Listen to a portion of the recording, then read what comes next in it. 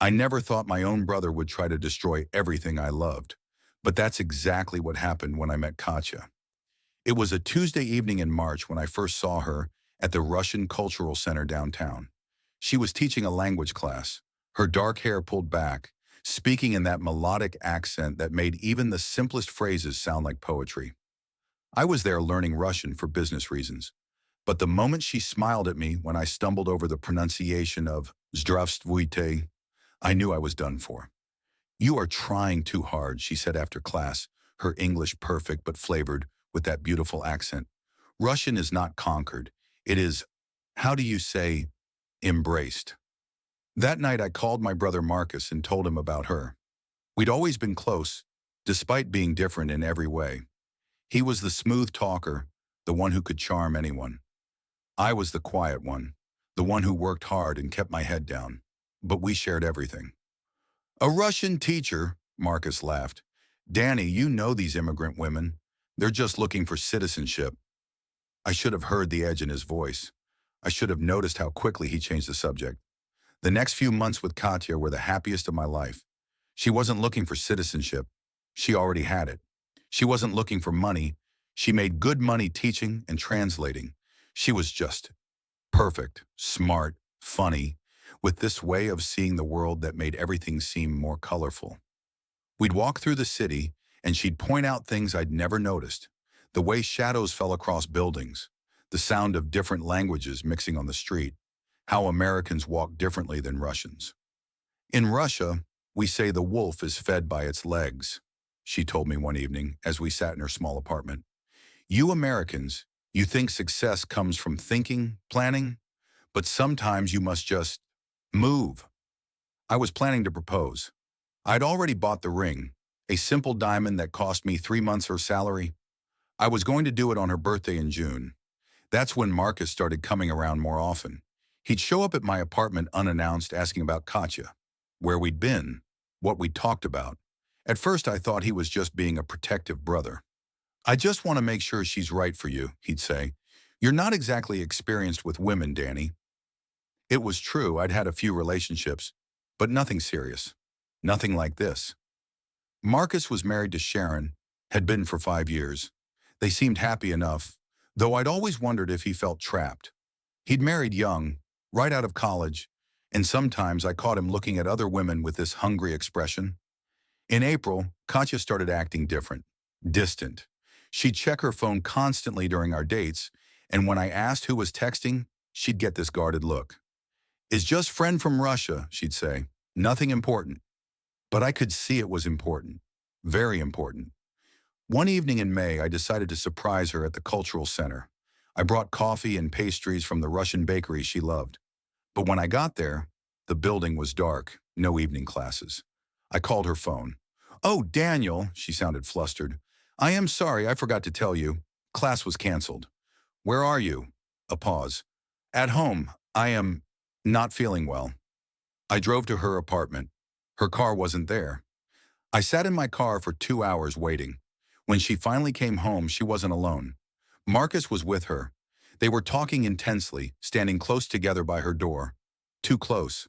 I watched my brother touch her arm, lean in to whisper something. She pulled away, but not immediately. When she finally went inside, Marcus stood there for a long moment, looking up at her window.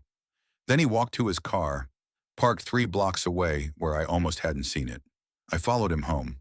He went straight inside to Sharon, kissed her like nothing had happened, helped her with dinner, like he hadn't just been with my girlfriend. That night I couldn't sleep. I kept replaying what I'd seen, trying to make it innocent. Maybe they'd run into each other somewhere. Maybe he was just being friendly. But I knew Marcus. I knew his tells. The way he stood too close to women. The way he looked at them like he was undressing them with his eyes. The next morning I confronted Katya. "I saw you with Marcus yesterday." She went completely still. "What do you mean?" "I saw you together, at your apartment. You lied to me about being sick." For a long moment she just stared at me. Then she sat down heavily on her couch. "Daniel, we need to talk." My heart stopped. "Are you sleeping with him?" "No." She said it quickly. "No, but what?" He is pursuing me, very aggressively. He says he loves me. He says he will leave his wife. I felt like I'd been punched. What did you tell him? I told him no, many times, but he does not listen. He comes to my work. He calls me. He says things. What things? She looks scared, actually scared. He says you are not good enough for me. He says you are weak. He says I deserve someone who can protect me. Protect you from what? I do not know. But Daniel, she reached for my hand. There is something else. Something I should have told you. My mouth went dry. What? My last name is not really Petrov. It is Volkov. My father, he was involved with certain people in Russia before we came to America. What kind of people? The kind of people who do not forget, who have long memories. She looked at me with those dark eyes. The kind of people who are still here, in America, watching. I stared at her. You're telling me your father was connected to the Russian mafia? Was. He died 2 years ago. But his associates, they still keep an eye on family. They want to make sure we do not bring shame to his memory. And Marcus knows this? I think so. He asked many questions about my family, about my father's friends. And lately, what? There have been men watching me. Russian men. They want to meet any man who wants to marry me. It is tradition, protection. I felt the ground shifting under my feet. You're saying if I want to marry you, I have to meet with the Russian mob? They are not mob, she said quickly. They are business people. But yes, any man who wants to marry into our family must be approved. That night I called Marcus and told him to come over. When he arrived, he was cocky, like always. What's up, little brother? Stay away from Katya. His face changed, became calculating. I don't know what you're talking about. I saw you with her. She told me you've been harassing her. Harassing? He laughed. Danny, she came to me. She's concerned about you, about your stability. That's bullshit. Is it? You're talking about marrying a woman you've known for 3 months, a woman with connections to some very dangerous people. So you do know about her family. I know enough. I know you're in over your head. I know you're going to get yourself killed. Or is this just about you wanting her for yourself? He was quiet for a long moment. Then he smiled, and it was ugly. You always were naive, Danny. You think this is about love? This is about survival. You're not strong enough for this world. You never were. Get out. I'm trying to help you. Get out of my house. After he left, I sat in the dark for hours. Everything I thought I knew about my life was crumbling. My brother was trying to steal my girlfriend. My girlfriend was connected to the Russian underworld, and I was supposed to get their approval to marry her. But I loved her. And if that meant facing down Russian gangsters, then that's what I'd do. 2 weeks later, Katya arranged the meeting. It was at a restaurant in Brighton Beach, a place that looked normal from the outside but had an atmosphere thick with unspoken threats. There were 3 men. The one in charge was named Dmitri Kozlov, 60s, gray hair, expensive suit. The kind of man who looked like he'd never raised his voice but could have you killed with a phone call. So, he said in accented English, you want to marry little Katya? Yes, sir. You know who her father was? I know he was respected. Dmitri smiled. Respected? Yes, and you, what do you do? I'm an accountant. Accountant. He said it like it was a dirty word. And you think you can protect his daughter? I think I can love her. Love. He glanced at the other 2 men. Americans always talk about love, but love does not stop bullets. For the next hour they grilled me, about my family, my job, my intentions, about Marcus. Your brother, Dmitri said finally. He came to us too. My blood turned cold. What? Last week. He said he was the one who should marry Katya. He said you were unstable, that you had gambling debts. That's a lie. We thought so. We had you investigated, of course. No debts. Good credit, steady job. He leaned forward. But your brother, he has debts. Gambling debts. To some very unpleasant people. I stared at him. What kind of debts? $50,000 to people who break legs when they do not get paid. I don't understand. Your brother thought if he married Katya, we would protect him, pay his debts, give him a place in our organization. Dmitri's smile was like a blade. He was wrong. What did you tell him? We told him to stay away from our girl. We told him if he came near her again, we would have conversation with his wife about his gambling and his other women. Other women? Your brother has many girlfriends. His wife does not know, but we know everything. I felt sick. He's been cheating on Sharon. For years, different women. He takes them to the same hotel. Room 207 at the Marriott downtown, every Tuesday and Thursday. The room was spinning. Marcus had been living a double life for years, and now he was trying to destroy my relationship to save himself. So, Dmitri continued, we have decision to make. You seem like good man, honest, but your brother, he is problem. As long as he is in your life, he will be danger to Katya. What are you saying? We are saying you must choose, your brother or your wife. But he's my brother, and she will be your wife. Choose carefully. I left the restaurant in a daze. Katya was waiting for me in the car. How did it go? She asked. They want me to cut ties with Marcus. Can you do that? I looked at her, really looked at her. This woman who'd brought color into my gray world, who'd made me want to be better than I was. Yes, I said, I can do that. But Marcus wasn't done. 3 days later, he showed up at my office. We need to talk, he said. I don't think we do. Danny, you don't understand what you're getting into. These people, they're criminals. And you're not? He blinked. What's that supposed to mean? 50,000 in gambling debts? 3 years of cheating on your wife? Should I keep going? His face went white. How do you? They know everything, Marcus, everything. And they told me to stay away from you. You're choosing them over family? I'm choosing honesty over lies. I'm choosing love over greed. He was quiet for a long moment. Then, you always were the favorite. What? Mom and Dad. They always liked you better. The responsible one. The good son. His voice was bitter. Do you know what it's like, living in your shadow? I never asked you to. No, you just existed, being perfect, making me look like shit in comparison. So you decided to destroy my happiness? I decided to take something for myself, for once. By lying to Russian gangsters about me? By trying to protect you from your own stupidity.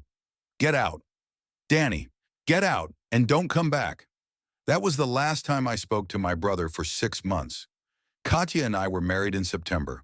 Small ceremony, just close friends and her Russian family. Dmitri walked her down the aisle, standing in for her dead father.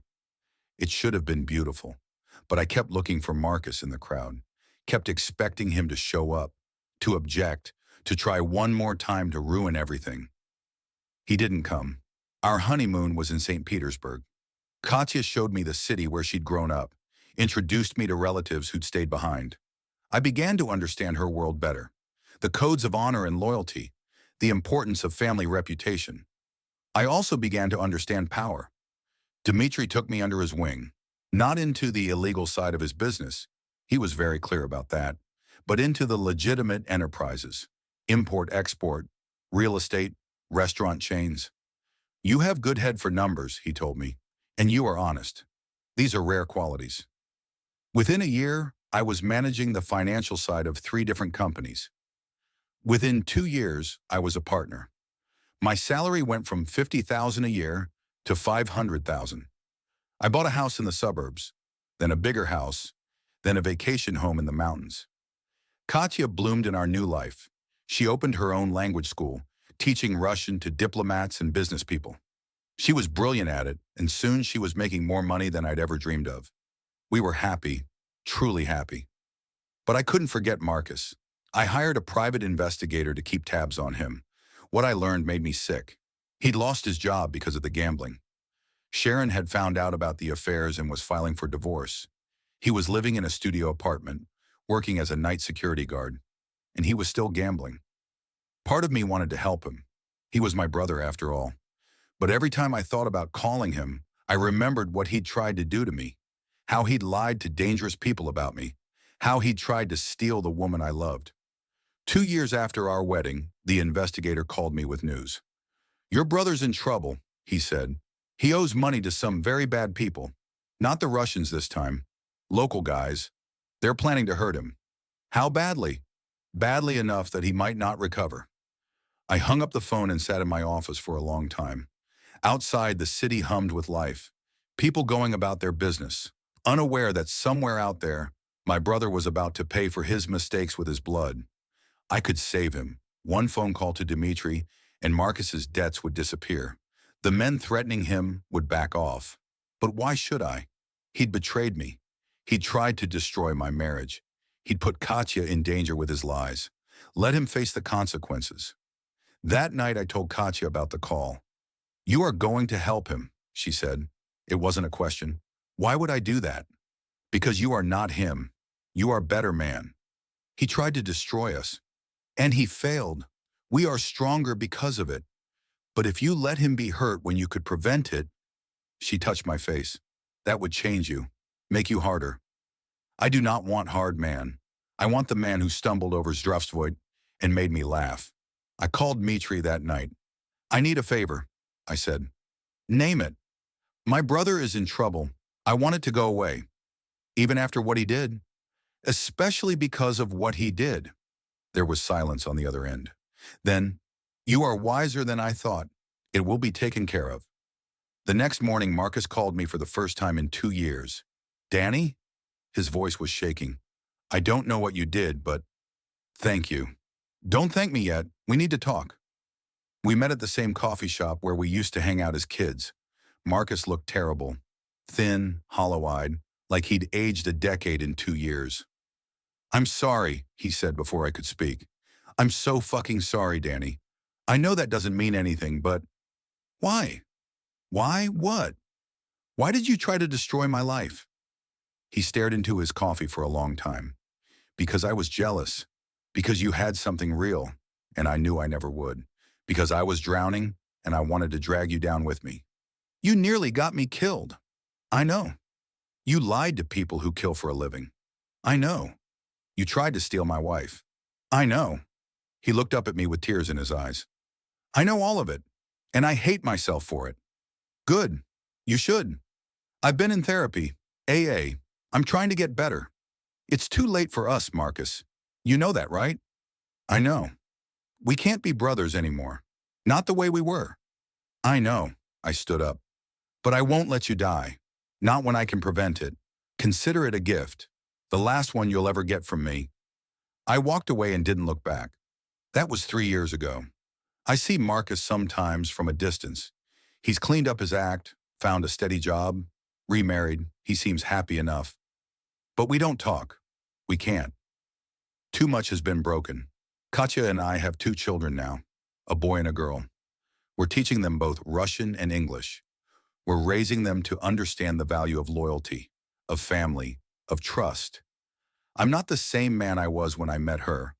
I'm harder in some ways, softer in others. I've learned that love isn't just about feelings. It's about choices.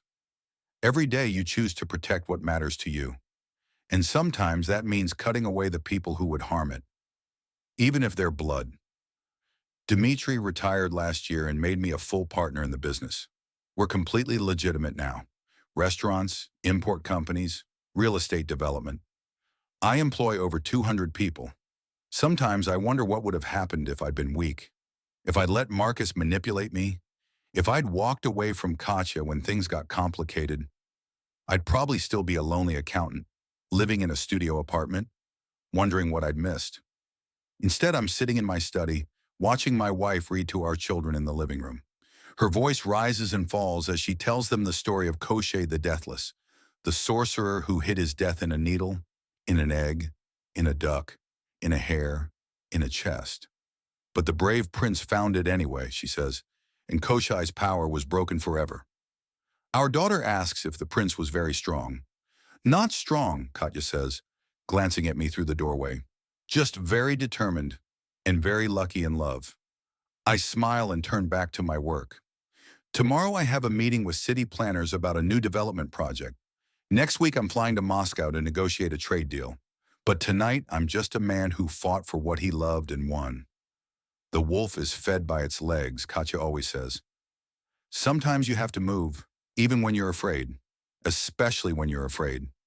I moved, I chose, I fought, and I kept everything that mattered.